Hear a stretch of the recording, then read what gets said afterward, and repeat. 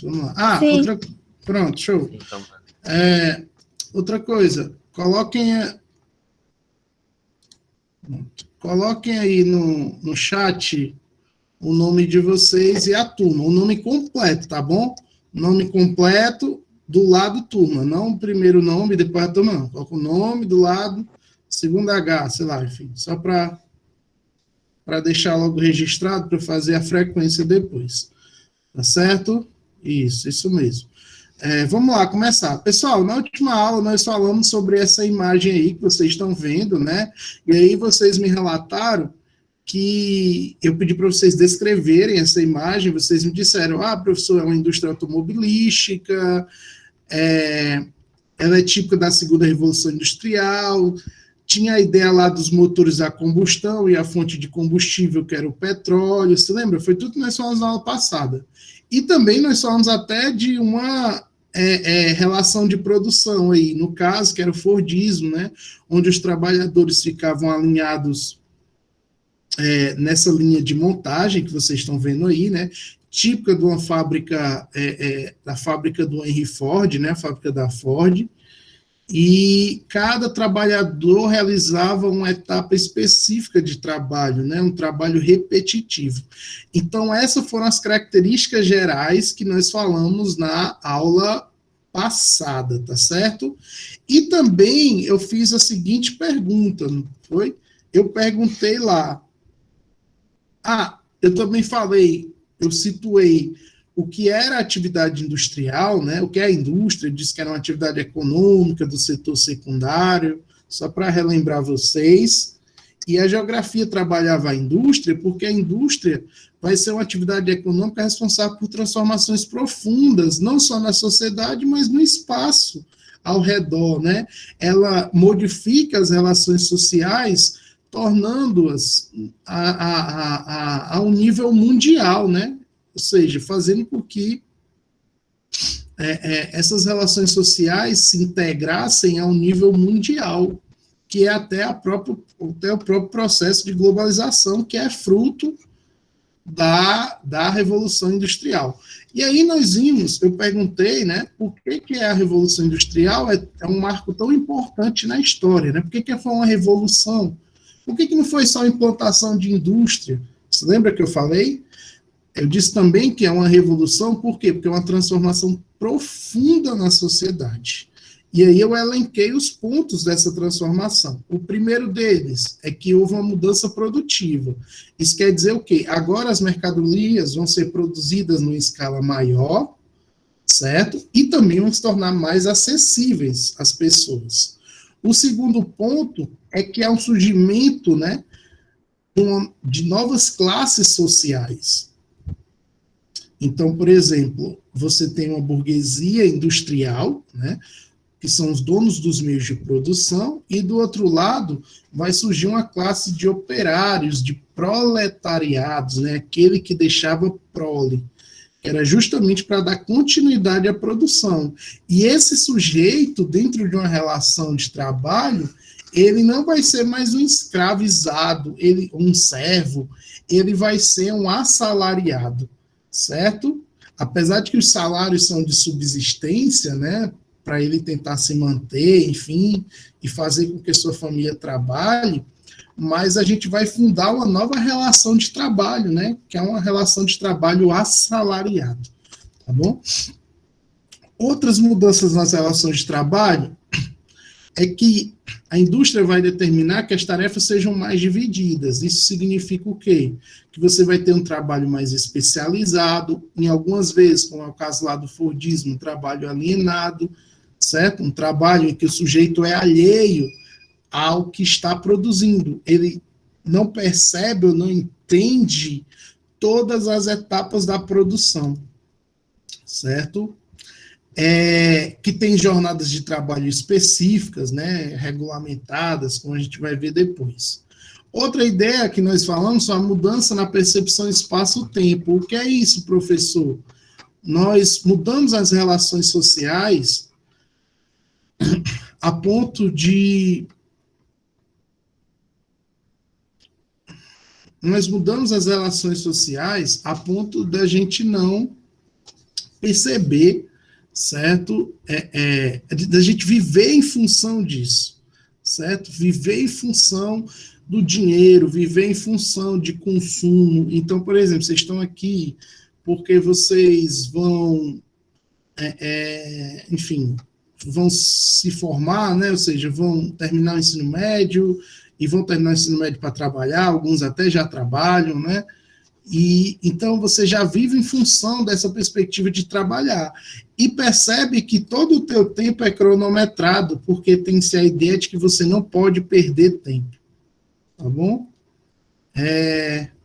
As mudanças biológicas, à medida em que as pessoas passam a consumir mais, à medida em que você tem um avanço tecnológico na área, por exemplo, da medicina, na área da alimentação, né? Alimentação industrial, enfim, na área do controle sanitário, tudo isso provocado pela indústria faz com que as pessoas passem a viver mais, tá certo? Passem a viver mais, que é chamado aumento da expectativa de vida. E, por fim, a indústria induziu o processo de urbanização. Como assim, professor? Foi a partir da indústria que as cidades cresceram, né? As cidades explodiram. As pessoas passaram a viver mais nas cidades do que no campo. Tudo bem? Kaique, é pela planilha, mas eu tenho que corrigir lá uns erros na planilha, porque tinha gente que não conseguia preencher, tinha que baixar alguma coisa, mas na próxima aula eu volto de novo com a planilha, tá certo? Pessoal, isso aqui foi a última aula, né? Então, assim, só para deixar claro que essa parte aqui que nós falamos na última aula. O que nós vamos falar hoje? Existia algum processo, existia indústria antes da Revolução Industrial? Existia algum processo produtivo tipo industrial antes da Revolução Industrial? Sim. Certo? Existia. Apesar de que a indústria mudou a sociedade, o que era antes da indústria, o que é depois da indústria, mas antes da indústria, como é que o cara fabricava, por exemplo, as ferramentas? Sei lá, como é que o cara fabricava uma espada? Como é que o cara fabricava uma blusa? Certo? Tudo isso é um processo produtivo. É uma etapa anterior à indústria, tá certo? Exatamente. É uma etapa anterior à indústria. O cara fazia os objetos de cerâmica, né? As ferramentas de trabalho no campo, por exemplo, as ferramentas de trabalho na cidade. Professor, que eu vou disponibilizar o slide, né? Porque tem pessoa com Eu não consigo escutar nada, Lucas. Você vai mandar os slides? Vou. Certo? Eu vou mandar quando eu tiver trabalhado mais da metade dele. Por enquanto eu estou no começo, aí fica complicado mandar, certo? Tranquilo? Então, vocês imaginam o seguinte, né? Existiam as etapas antes da indústria, tá certo? Que eu quero que vocês visualizem aí para a gente caracterizar. Vamos lá visualizar. A primeira etapa antes da indústria é o que nós chamamos de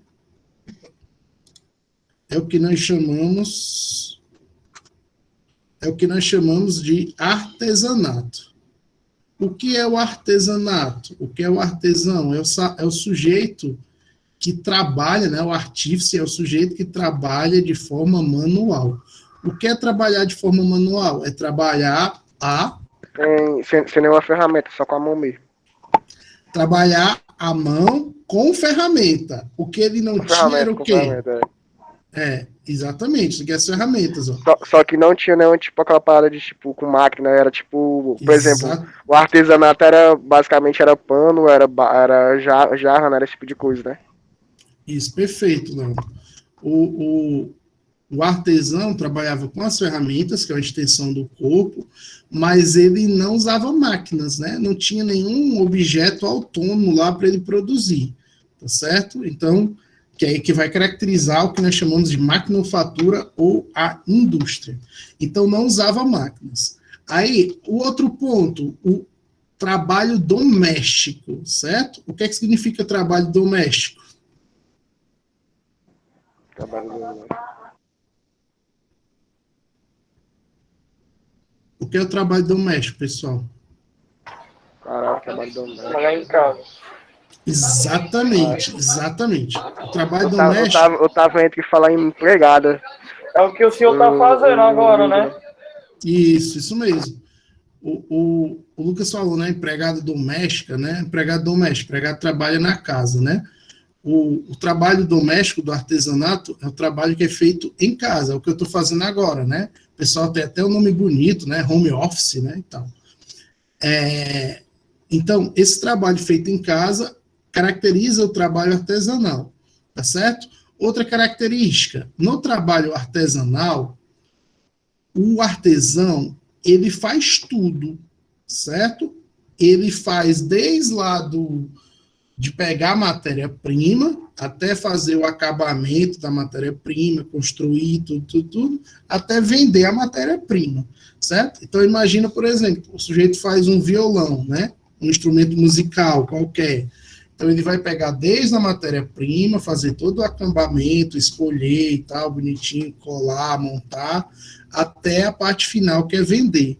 Ora, como ele domina todas as etapas da produção, olhe para cá,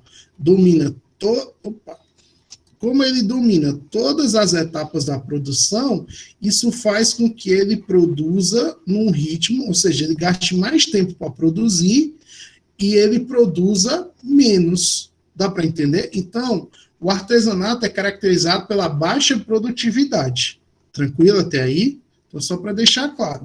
É fácil? Deu para entender? Então, essas são as características dessa fase artesanal. Até hoje existe o artesanato. Apesar de que o sujeito usa algumas máquinas, né, enfim, mas existe o trabalho artesanal, né, o trabalho feito à mão. O cara que é estilista, por exemplo, é um trabalho artesanal. É aquele sujeito que faz aquelas bugigangas lá para o turismo, é um trabalho artesanal e tal. Depois do trabalho artesanal, nós vamos ter o trabalho que nós chamamos de manufatura, certo? E qual é a diferença do trabalho artesanal para a manufatura, pessoal? A grande diferença está aqui, ó. Não sei se vocês conseguiram já perceber. Está aqui. Divisão social do trabalho. Vocês sabem me dizer o que é isso? Era tipo classe, por exemplo, tipo, pobre era funcionário e rico era o patrão. Quase. Eita, difícil, cara. Tem o patrão, tem o empregado. Ou então cada um faz uma coisa diferente. Quem falou? Eu nem ouvi. Tira o Satanás aí de perto. Foi o Lucas. Tipo divisão de áreas? Alguma coisa assim. Divisão. Divisão Lucas, de tarefa. Sai de perto dessa igreja aí, Lucas. Vai lá pra área. Exatamente, pessoal. A divisão social do trabalho é a divisão de tarefas, tá bom? Essa questão que o Leão levantou, que a Bruna levantou, é uma questão que vai caracterizar a indústria, de fato. Mas, por enquanto, você tem aqui uma divisão de tarefas. Você pode reunir vários artesãos e cada um vai fazer uma coisa. Ora, se as tarefas vão ser divididas agora para eu produzir, sei lá, aquele instrumento musical que eu falei, o que é que eu vou ter? Eu vou ter um aumento da produtividade. Então, a grande característica da manufatura é que quando eu divido a tarefa, eu aumento a produção, certo? Então, essa é a grande diferença, porque o trabalho é doméstico ainda, uso de ferramentas e tal. Aí você vai dizer, professor, na história eu não me lembro quando é que é uma manufatura, né? Lembra sim, porque quando você estuda história, o professor vai falar que lá na Europa continental, lá na França e tal, vai ter chamadas corporações de ofício. E o que eram as corporações de ofício? Quando você tinha um artesão, um conjunto de artesãos, né, que se juntavam e produziam. Ora, esse conjunto de artesãos produzindo, eles não produziam apenas para si. Era uma produção conjunta. Então, essa produção conjunta caracterizava a manufatura. Beleza? Então, depois do artesanato, qual é a outra etapa? É a manufatura, que pressupõe uma divisão social do trabalho. Aí, a Inglaterra, pessoal, vai ser a pioneira na Revolução Industrial. Mas antes dela ser a pioneira, alguns fatores são importantes. Primeiro, presta atenção aqui no que eu vou falar. Primeiro, por que a Inglaterra foi a primeira a se industrializar? Não foi a França, não foi a Alemanha, sei lá. Por quê? Porque ela reuniu um conjunto de fatores importantes para ela se industrializar. O primeiro fator foi o seguinte: ela conseguiu, durante o período colonial, né? Você lembra que a gente está falando do século XVIII, e aí o período colonial vem do século XVI, XVII e XVIII. Ela conseguiu, pessoal, acumular dinheiro, acumular riquezas naquelas relações metrópole e colônia. Tá bom? O segundo fator é o seguinte: a Inglaterra passou por um processo de privatização, ou seja, das terras, né, do campo, ou seja, as terras que eram coletivizadas, de grupos e tal, passaram a ser privatizadas. E muitos camponeses saíram do campo, né, saíram do campo, fizeram o êxodo rural para a cidade. Então, esses camponeses que tinham terras, que foram expropriados, que foram tirados, que as terras foram vendidas, certo? Saíram do campo e foram para as cidades. É o que a Inglaterra chama de lei dos cercamentos, certo, pessoal? É a lei dos cercamentos. Então, as terras vão se tornar agora privatizadas, vão ser vendidas, e muitos camponeses que não vão conseguir ficar na terra porque suas terras vão ser vendidas, ou enfim, não vão conseguir trabalho, eles vão para a cidade. E lá no campo, o camponês era um artesão, ele produzia suas ferramentas, suas vestimentas e tudo. Quando ele vai para a cidade, ele não tem nada. Aí vai acontecer aquilo que a Bruna falou, que o Luan falou aí, né, tal. O que vai acontecer? Vai ter um sujeito, certo? Que vai ter a matéria-prima e as ferramentas. E vai ter o sujeito agora que vem do campo que não tem nada. É o camponês. Aí esse sujeito vai pegar a matéria-prima e as ferramentas, né? Esse do campo, vai produzir, e com a parte da produção, ele vai pagar o dono lá das ferramentas, o aluguel, né? Das ferramentas e da matéria-prima. Então, o artesão lá que vem do campo vai produzir, só que as ferramentas não são suas e a matéria-prima não é sua. Professor, como é o nome disso? É o chamado sistema putting out, né? Até hoje tem um pouquinho isso, né? Se a gente for pensar, um sujeito que trabalha, sei lá, igual um taxista, né? Que o carro não é dele, é de outra pessoa, e ele trabalha ali, sei lá, tira R$2.000 e R$1.000 é para pagar o aluguel do carro. É mais ou menos isso, porque o carro não é dele, né? Tudo bem? Então, é como se você trabalhasse para outra pessoa. É essa justamente o que o pessoal falou, que vocês falaram, dessa separação entre quem é o dono dos meios de produção e quem é a força de trabalho, certo? Quem são os donos dos meios de produção e quem é a força de trabalho. Ora, faltava só uma coisa para a Inglaterra se tornar a pioneira. Ela já tinha dinheiro, já tinha essa divisão, que no futuro vai ser burguesia e proletariado, e faltava o quê, professor? Faltavam as invenções, faltavam as máquinas. Depois que ela reuniu todos esses elementos, a Inglaterra se tornou o primeiro país a se industrializar. Tudo bem? Depois que ela... Deu para entender, pessoal? Sim. Deu, professor, deu sim. Não, show. Então, por exemplo, quando perguntar para vocês, até o professor de história, por que a Inglaterra foi a pioneira, foi a primeira a se industrializar, você diz, olha, ela juntou 3 elementos importantes que outros países não tinham. uma grande quantidade de pessoas que estavam aptas para trabalhar, para outras, né, que estavam sem trabalho, mão de obra disponível. Segundo, acumulou dinheiro enquanto país. E o terceiro, as invenções, as máquinas. Ora, quando ela juntou tudo isso aqui, ela explodiu. Ela foi o primeiro país, tornando aí uma potência mundial, de fato, né, a se industrializar. E aí, qual é a característica da indústria, galera? Primeiro, o uso de máquinas, a gente já falou. Segundo, a produção agora não é mais doméstica. Agora eu vou juntar trabalhadores e vou juntar máquinas no mesmo lugar, que é a fábrica. Tudo bem? A diferença aí a diferença é grande. Porque ao invés do sujeito fazer esse trabalho em casa, ele vai fazer esse trabalho com hora marcada, hora de entrada, hora de saída, onde? Na fábrica. Tem novas relações sociais, essa ideia da burguesia e do proletariado, né? De quem é o dono dos meios de produção e de quem é o dono somente da força de trabalho. Aí vai intensificar a divisão social do trabalho, ou seja, eu divido mais as tarefas, tá certo? Eu divido mais as tarefas e, consequentemente, eu aumento a produção, a escala de produção se amplia, transformando profundamente a natureza. Essa é a grande marca da indústria. E aí, se me perguntarem qual é a diferença da indústria para a manufatura, você já sabe, o uso de máquinas, a produção é feita numa fábrica e eu passo a produzir muito mais porque o ritmo de produção se torna maior. Aí eu trouxe uma questãozinha aqui que eu quero que vocês tentem responder, certo?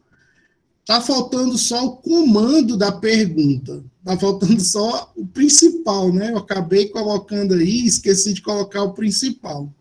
Ele diz assim, ó, a evolução do processo de transformação de matérias-primas em produtos acabados ocorreu em 3 estágios: artesanato, manufatura e maquinofatura. A gente acabou de ver. Essa questão foi do Enem de 2010.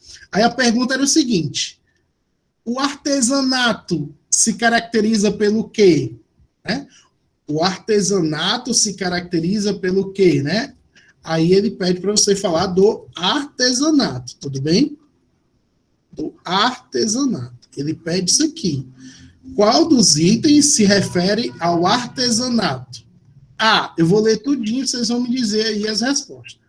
Trabalhava conforme o ritmo das máquinas de maneira padronizada. B, trabalhava geralmente sem uso de máquinas e de modo diferente do modelo de produção em série. C, empregava fontes de energia abundantes para o funcionamento das máquinas. D, realizava parte da produção por cada operário com uso de máquinas e trabalho assalariado. Ou faziam, deixa eu tirar isso aqui do meio, faziam interferência do processo produtivo por técnicos e gerentes com vistas a determinar o ritmo de produção. A, B, C, D ou E? B. Caraca. B. B. Tá aí na... Ele quer saber do artesanato, professor. Isso, do artesanato. Porque, ó, é porque, tipo assim, é um debate, porque, tipo assim, como o artesanato foi, abre aspas, a primeira indústria, Isso. tipo... Uma pré-indústria. Uma pré-indústria. Tipo assim, pelo que eu entendi, eu acho que eu entendi que foi assim, tipo, o volume era pouco e o trabalho era muito, tá ligado? Sim, aí, tipo, que a Beitazin, tipo assim, trabalhava geralmente sem uso de máquinas e de modo diferente de modelo de produção em série. Eu acho que é a B, com certeza é a B. Ó, eu chuto que seja a B. Chuto não, né? Você fundamentou o seu chute, não é um chute, né? Pessoal, vocês estão corretíssimos. O item correto é o item B. Agora vamos só ver por que não é o A, o C e tal. Vamos lá, ver, explicar a questão. O item A diz assim: trabalhava conforme o ritmo da máquina. A gente viu que o artesanato e a manufatura é uma etapa pré-industrial, é uma etapa antes da indústria. Tanto é, pessoal, que você raramente hoje vê trabalhadores artesanais, né? Talvez um artista plástico, né? que precisa de um trabalho artesanal mais acurado, um estilista, um trabalhador artesanal, né? Você vê poucos trabalhadores artesanais. Por quê? Porque como eles gastam muito tempo para produzir, né? Eles produzem muito pouco e um custo de produção muito alto. Isso quer dizer o quê? Que a mercadoria deles é mais cara. Ora, se a mercadoria é mais cara, se ele passa mais tempo para produzir, o que eu tenho? Se eu pensar um artesanato para a indústria, se eu pensar manufatura para a indústria, eu não consigo competir. Ora, imagina que eu faço, sei lá, 4 blusas dessas por dia, né, numa máquina, sei lá, e tal, e uma indústria produz, sei lá, 200 camisas dessa por dia. É óbvio que eles vão ofertar um preço menor e é óbvio que eu não consigo competir. Tudo bem? Então, assim, a indústria praticamente acabou com essa forma de produção. Praticamente. Ela ainda resiste, como eu disse, em algumas áreas, né? Essa área da arte, dessa produção um pouco mais personalizada, né? O cara quer fazer um instrumento de um artista. Ele não vai comprar numa fábrica, né? Por quê? Porque ele quer algo personalizado ali, com a cara dele, com a madeira, e ele vai pagar muito mais, né? Tudo bem? Então, é só para vocês entenderem essa perspectiva do artesanato, que ele só resiste como uma atividade em que o sujeito é muito diferente, né? Que a indústria não consegue fazer, né? Porque é um trabalho muito elaborado. Mas fora isso, não existe mais. Todos os outros setores a indústria suprimiu, né? Por quê? Porque não consegue competir, certo? De maneira padronizada. Isso aqui é a maquinofatura, né? Isso aqui é a maquinofatura. B, trabalhava-se o uso de máquinas, correto, a gente acabou de ver. E sem a produção em série. Olha, você lembra que a produção em série é o modelo lá fordista, né? O modelo fordista de produção. Então, essa produção em série não existe, já que no artesanato, o artesão domina todas as etapas de produção. Ele faz tudo, em outras palavras. Ele não divide as tarefas, tá certo? A C, empregava fontes de energia abundante. Pessoal, qual era a fonte de energia que o artesão empregava para produzir algo? Já operou? Câncer de mama também? A força? Tá? Exatamente, Lucas. Ele empregava a sua força de trabalho. E de lá melhorou? Melhorou, tá melhorando. Lucas. Eu tô fazendo o tratamento. Tentei fechar o áudio aqui, mas demorou um pouco. Tá bom. Ele empregava exatamente a sua força física, a sua força intelectual. Ou seja, não tinha uma máquina lá autônoma, né, ou energia elétrica, não, necessariamente ele empregava a sua força de trabalho. Beleza? Às vezes tinha uma máquina, sei lá, movida a água, né, uma força hidráulica, alguma coisa do tipo, mas era a sua força de trabalho. Na Revolução Industrial, qual foi a primeira fonte de energia, hein, pessoal? Vocês sabem me dizer?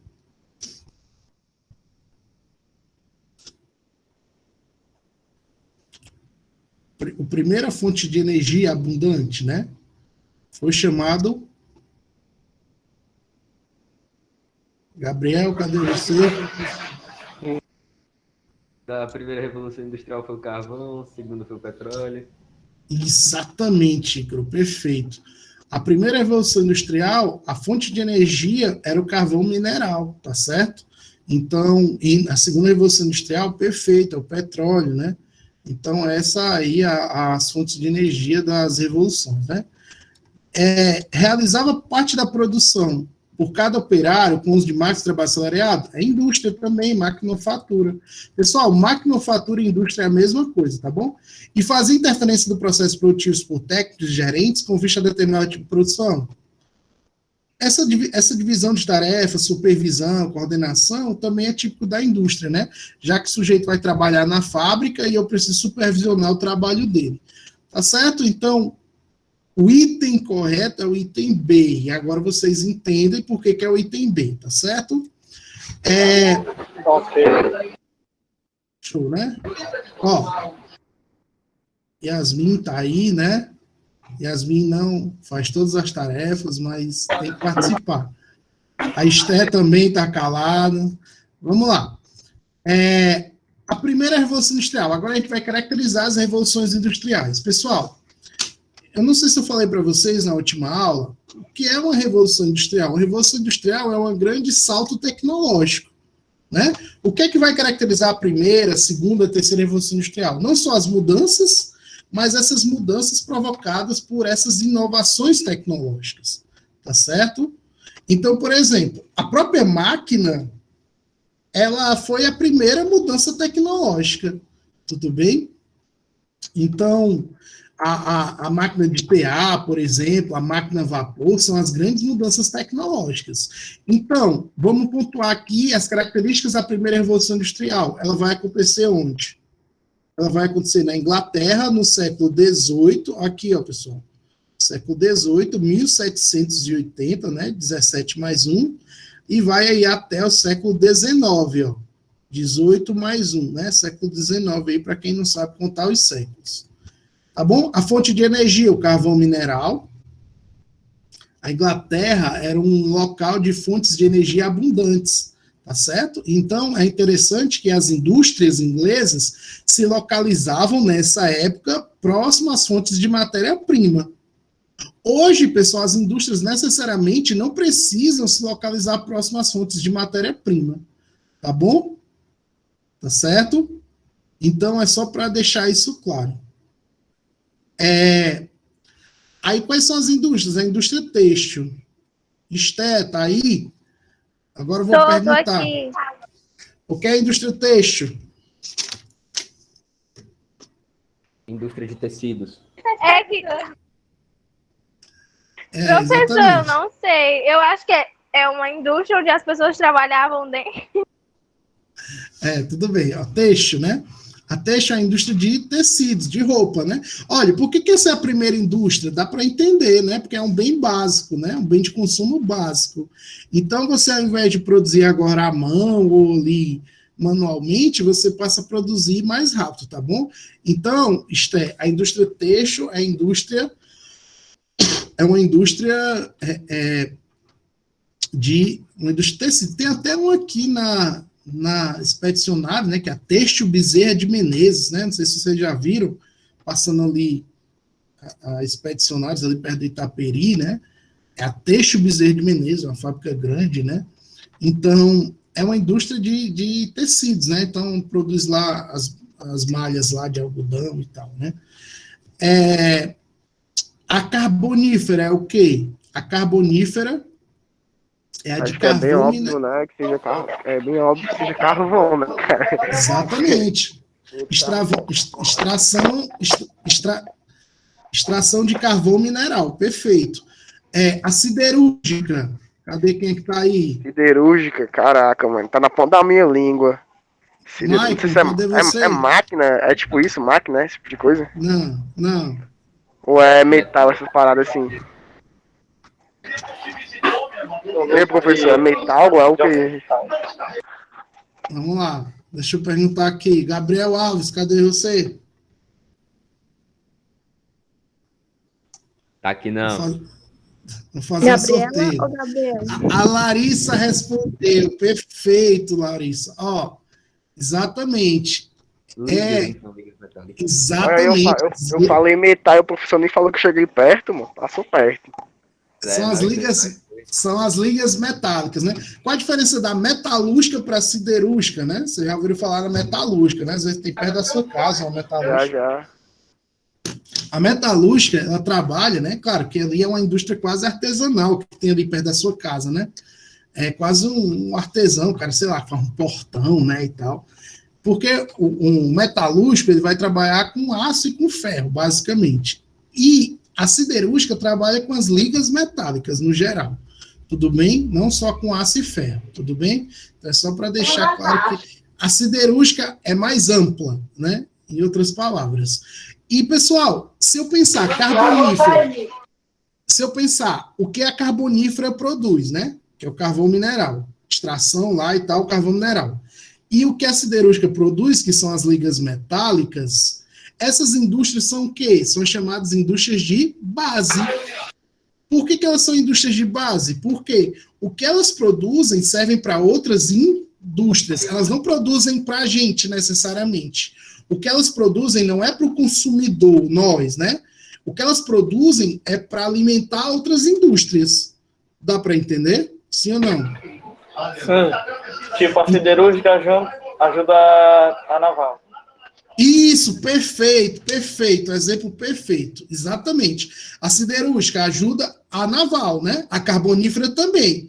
Por quê? Porque eu preciso fazer lá a carcaça do navio, né? Enfim, e eu preciso da liga metálica lá, o ferro, o aço, enfim, para fazer a estrutura do navio.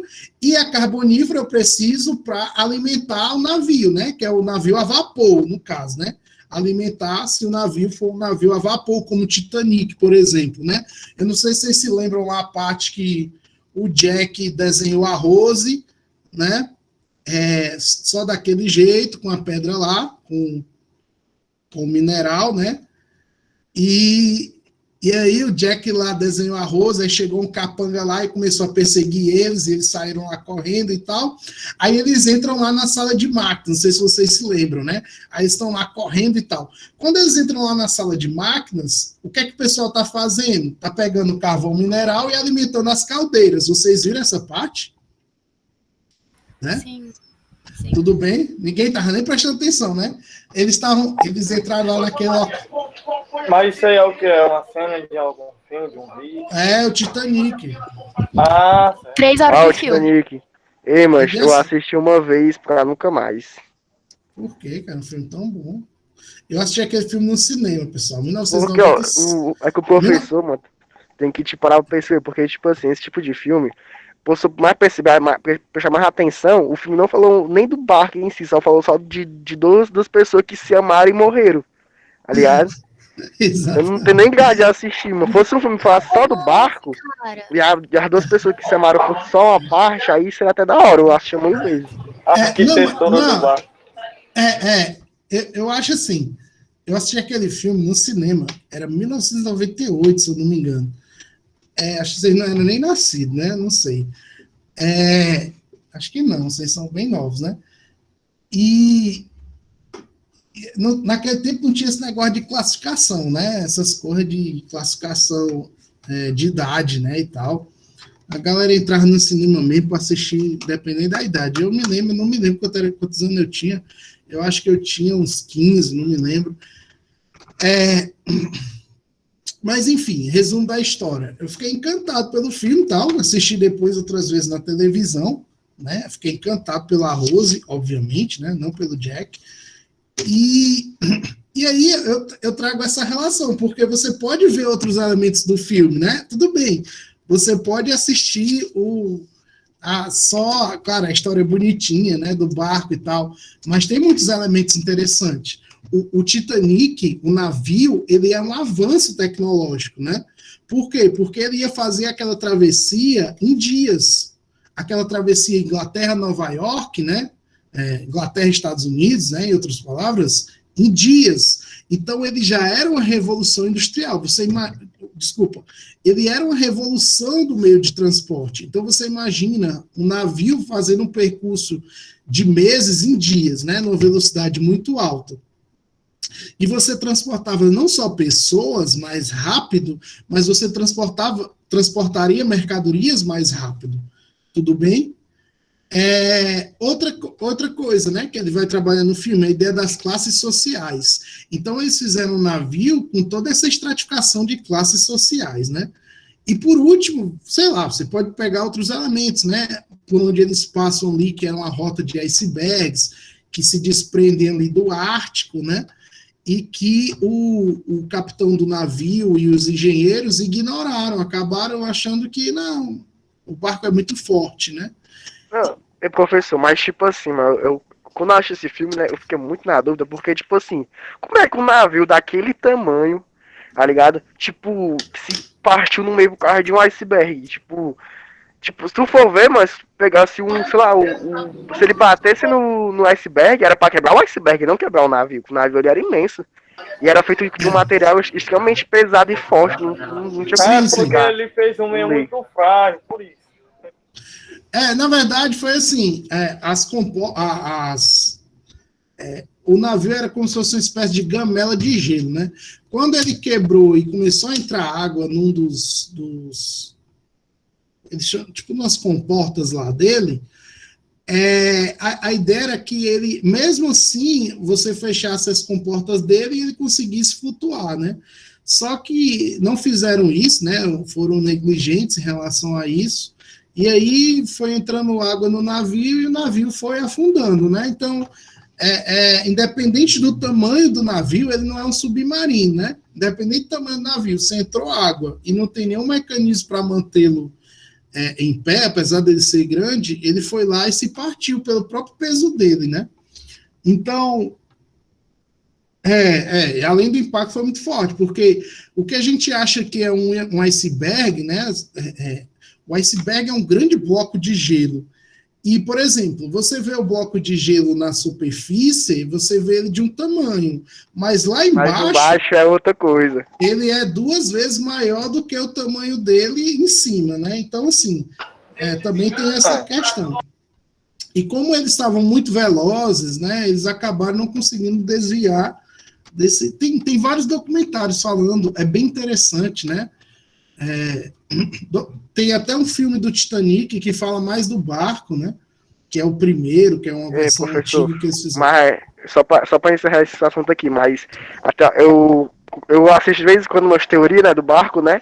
E aí eu vi uma cena que eu até pesquisei depois para poder ter realmente a certeza que aquela mulher lá, a Rose, né? Ela, tipo, joga uma joia dentro da água, se liga? Tipo, uma joia mó valiosa, mas, tipo, sei lá, custava mais de bilhões de reais e a desgraçada jogou dentro do mar. Aí tem até doido que caça essa joia até hoje. Eu fiquei com ódio, mano. Na verdade, não, aquilo ali não é real, né? O romance ali de Jack e Rose, aquilo ali não é real. Eles acabaram fazendo aquela história fictícia para ficar bonitinho, né? Mas não é uma história real. Agora, claro, existia muito, eram uns caçadores de tesouro, porque o barco tá lá e tinha muita coisa que ficou, né? Então, o próprio diretor, esqueci o nome dele agora, ele fez uma expedição, né? Então, aquelas imagens que aparecem no filme são reais mesmo, né? De mostrando o barco lá no fundo do mar. Então, aquilo ali foi uma expedição que ele gastou milhões mesmo para fazer, e dali ele originou, né? Teve a ideia de fazer o filme, né? Teve a ideia de fazer o filme. E foi um filme de uma bilheteria ali no final da década de 90, né? Mas é interessante. Mas a teoria de que aquela mulher jogou uma pedra e tal, aquilo ali é tudo mentira, né? Enfim. E era muito difícil essa mistura de classes, né? Por exemplo, o cara que estava na terceira classe ir para a primeira classe, né? Tanto é que eles construíram ali uma história mesmo para que eles se encontrassem, né? Não é verdade, não.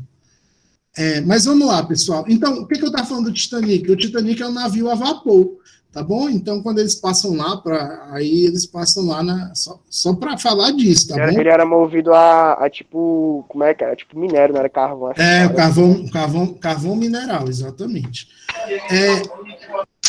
Aí, vamos lá. Aí nós temos os motores movidos a força hidráulica e a vapor, a máquina de frear mecânico, a máquina de vapor, a ferrovia. Pessoal, olha a revolução disso aqui, ó. A ferrovia, né? Nós temos os trens a vapor, né? Tem aqueles filmes lá com os trens soltando aquela fumaça, né? Ali eram os trens a vapor, que eram os motores a vapor, né? Você imagina a revolução que aquilo não foi para a Europa, porque agora você consegue atravessar distâncias no menor tempo. Então, olha que a indústria induziu uma revolução nos transportes, né? Como a gente estava falando ali naquela hora. As condições de trabalho, sem regulamentação, era insalubre, criança trabalhava, né? Mulher trabalhava, não tinha esse negócio de... não tinha esse negócio de 13º, férias, licença, maternidade, nada disso, tá bom? A ideia era o quê? Que não existia regulamentação trabalhista. Se o cara se acidentasse no trabalho, vai para casa, né? Não tem mais direito. Tudo bem? E por último, havia uma grande transformação da natureza. Essa foi as características aí da primeira revolução industrial. Lembrar, pessoal, que a regulamentação de trabalho é uma conquista de quem? É uma conquista dos trabalhadores. São os trabalhadores que lutaram para que nós chegássemos hoje para ter direitos, que nós estamos perdendo todos, né? Mas os direitos trabalhistas são uma conquista do movimento operário organizado. Tudo bem? Então, é para mostrar o quê? Que aquelas condições estavam erradas e aí eles vão se organizando, né? Enfim. Tem uma série, pessoal, no Netflix, que é... Eu esqueci o nome da série.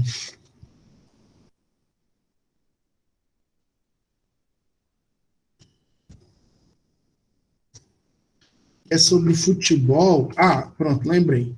Tem uma série que é sobre os times de futebol da Inglaterra, para quem gosta de futebol, né? O nome da série é The English Game, certo? The English Game. É muito legal.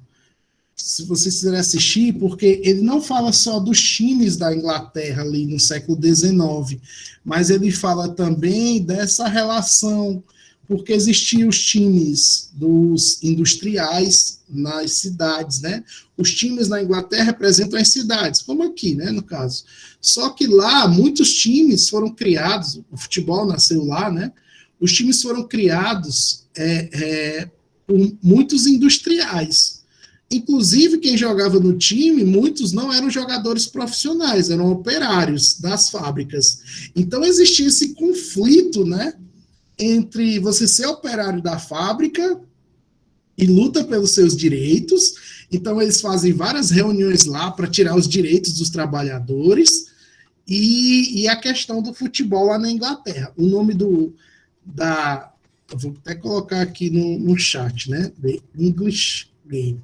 Se vocês quiserem assistir, é interessante. O que eu estou mostrando para vocês? Que tem várias formas de vocês aprenderem, né? Não precisa ser necessariamente só com a nossa aula, né? Vocês às vezes aprendem assistindo a série e tal, e vão entendendo essas relações industriais. Tudo bem? Vamos para a segunda revolução industrial. A segunda revolução industrial vai acontecer no século XIX, né? Nesse caso, ela não vai ficar restrita à Inglaterra, ela vai se espalhar para outros países da Europa e também para fora da Europa, como Estados Unidos e Japão. A Austrália também se industrializa, beleza? Por quê? Porque esses países começaram a ver os benefícios da indústria, que sem a indústria eles não iriam crescer. Então, houve toda uma mobilização para que esses países se industrializassem também, certo? A fonte de energia agora é o petróleo. Outra coisa também é que vai vir a chamada energia elétrica. Tem um filme também que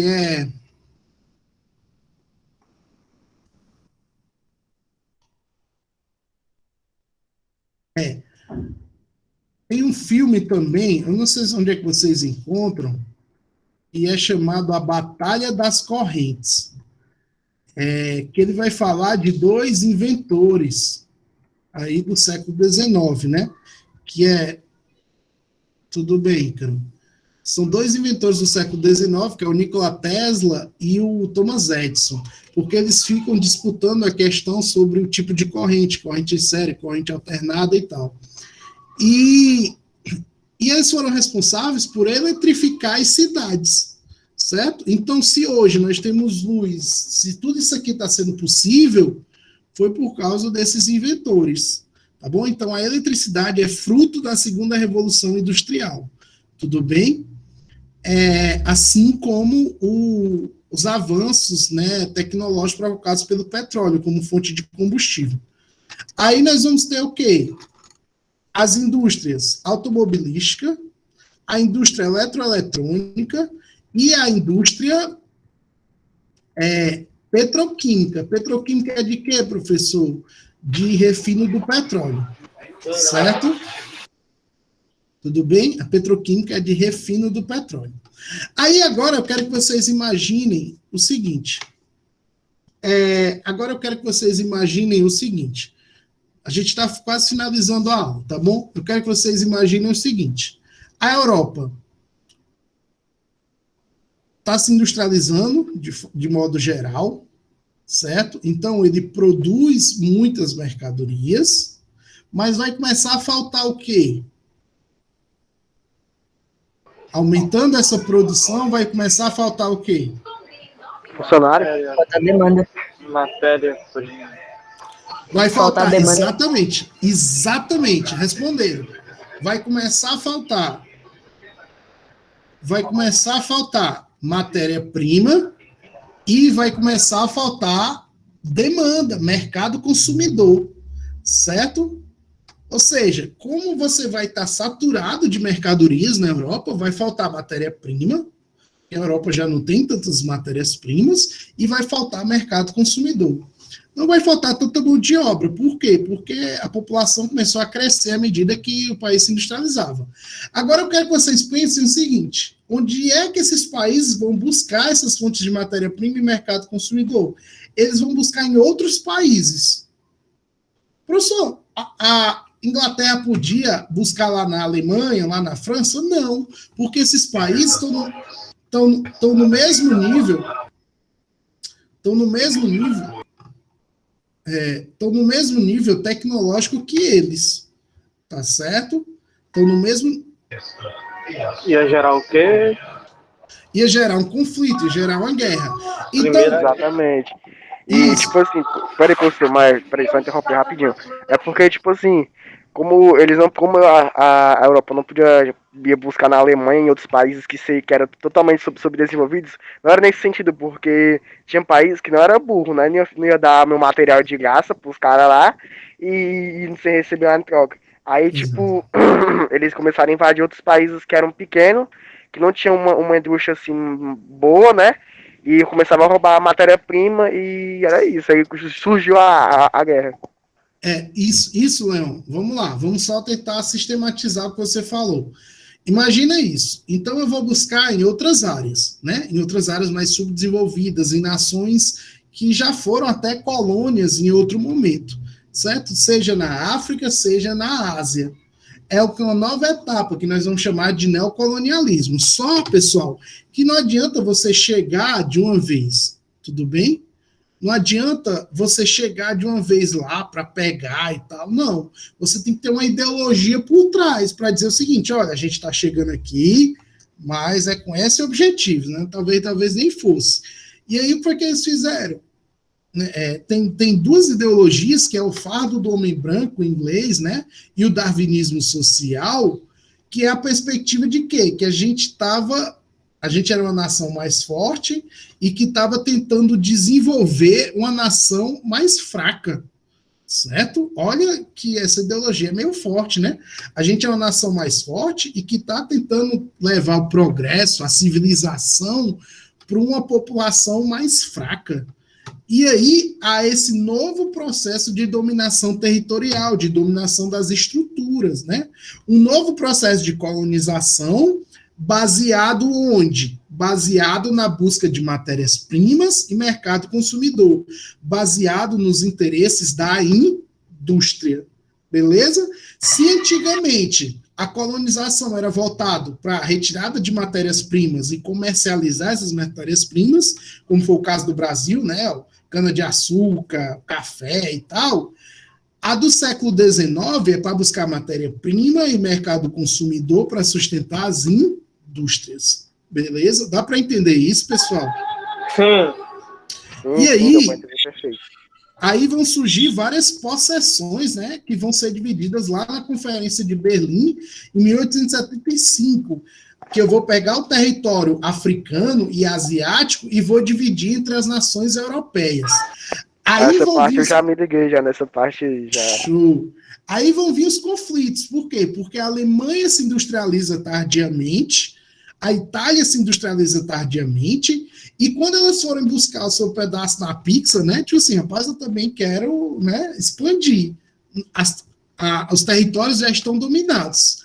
E isso vai resultar num conflito. Essas disputas neocoloniais Olha, lembrando, segunda Revolução Industrial provocou um processo de neocolonialismo.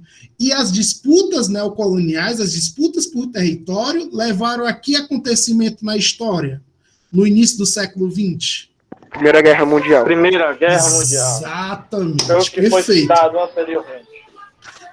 Perfeito. Então, entendam, a Primeira Guerra Mundial está ligado ao processo de Revolução Industrial, certo? Está ligado. Se você for parar para perceber...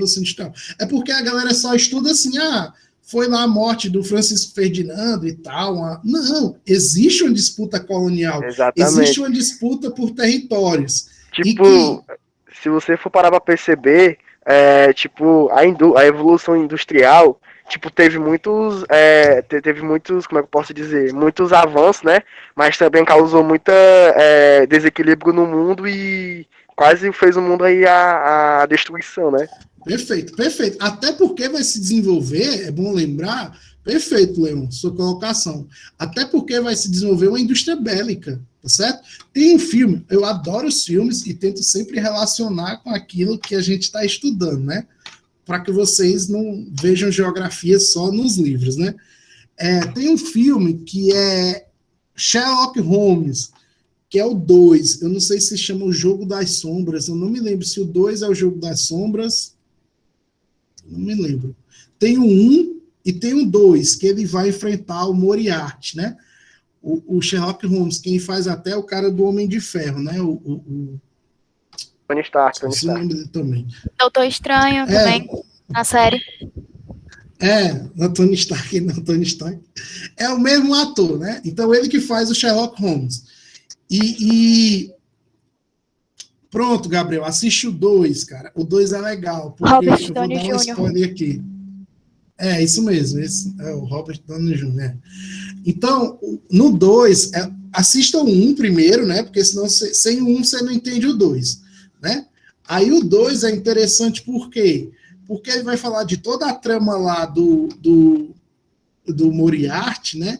E que está relacionada a essa disputa industrial das nações. E aí ele fala, tem uma passagem lá dele que ele fala o seguinte, as muriçocas já chegaram. Tem uma passagem lá dele que ele fala o seguinte, não, a série não sei se trabalha isso não, mas o filme trabalha, né? Esse filme novo que fizeram. Aí ele fala o seguinte, uma guerra industrial, né? Ele tenta evitar lá um conflito diplomático que levaria à Primeira Guerra Mundial, né? O Sherlock Holmes. Aí o Moriarty diz assim, uma guerra industrial é inevitável, certo? Tem uma frase dele que é emblemática, ele diz assim, olha, você pode até me impedir agora, mas uma guerra industrial é inevitável. Ou seja, a Primeira Guerra Mundial ia acontecer. Porque à medida que os países se desequilibravam, né, eles estavam disputando ali para ver quem ia ser a principal nação, era óbvio que isso ia culminar onde? Numa guerra, no conflito entre eles. Por quê? Porque essa ideia de poder bélico, ele estava diretamente ligado ao quê? Ao crescimento industrial dos países, tá certo? Então, é um pouco isso falando sobre o neocolonialismo. Para a gente finalizar aqui a parte de segunda revolução industrial e finalizar a aula, tem a ideia dos motores a combustão e a eletricidade. Aí nós vamos ter como invenções os automóveis, eletrodomésticos, o telefone, o rádio, a televisão. Então, a segunda revolução industrial foi uma grande transformação social, né, que vai até a década de 1970. Tudo bem? Aqui nós temos ciência agregada técnica. O que é isso, professor? Ciência agregada técnica é você ter tecnologia. Então, por exemplo, hoje a gente está falando de quê? De vacinas, né? Vacinas. O mundo tem que se vacinar. Ora, para eu produzir a vacina, que é o produto final, eu passei um ano com muito investimento, obviamente, eu não, né? As empresas, os laboratórios, passaram um ano com muito investimento para produzir essa vacina, muito estudo, certo? Fora que você já tinha estudos anteriores, né, de cepas virais e tal, e tal, e tal. Então, eu preciso de todo o conhecimento de biologia, de infectologia e tal, né? De parasitologia, de todas essas ciências que vão se constituir aí no século XIX, na sua maioria, para você chegar num produto final. Isso vale tanto para a vacina, quanto para o celular que tu tem, quanto para o ventilador que tu tem. Não é só um produto em si, não é só a técnica de fazer, tem um conjunto de conhecimento por trás para fabricar aquele produto. Certo? Tem toda uma ciência por trás para fabricar aquele produto. Tudo bem? É por isso que a gente fala o quê? Que sem educação, que sem ciência, um país nunca vai progredir industrialmente. Dá para entender? Diga, Gabriel.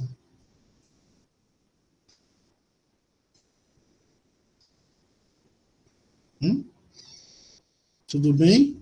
Então é isso. E por último, a gente vai falar sobre o modelo fordista, que é típico da segunda revolução industrial, tá certo? A gente vai falar sobre esse modelo fordista aí, que dominou essas relações de produção, mas a gente vai falar mais na frente, tá bom? Então,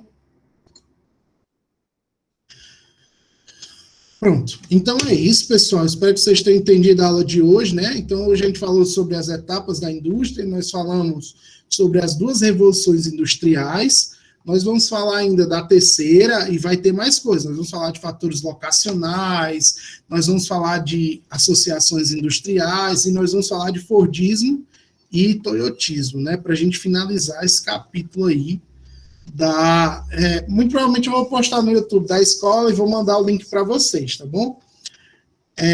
Professor, também na próxima aula, né, o senhor, tipo, apresenta mais um pouco sobre os filmes também que o senhor viu, né, que tem a ver com a aula, aí o senhor coloca no slide e tal, pra gente ter um bom desempenho na aula, né? Ah, beleza, vou assistir os filmes, né? Botar uns filmezinhos da hora, né? Tá bom. Pessoal, eu acho que é. Pode falar, Lucas. Essa aula vai ser colocada onde? Na sala também ou vai ser no YouTube? Eu vou colocar no YouTube e mando o link lá nos grupos, tá bom? Eu acho que é isso. Pessoal, boa tarde, fiquem bem, tá bom? Até amanhã aí, vocês vão ter mais aulas, né? Descansem aí, tá certo? E boa noite, né? Boa noite, tá certo? Um abraço.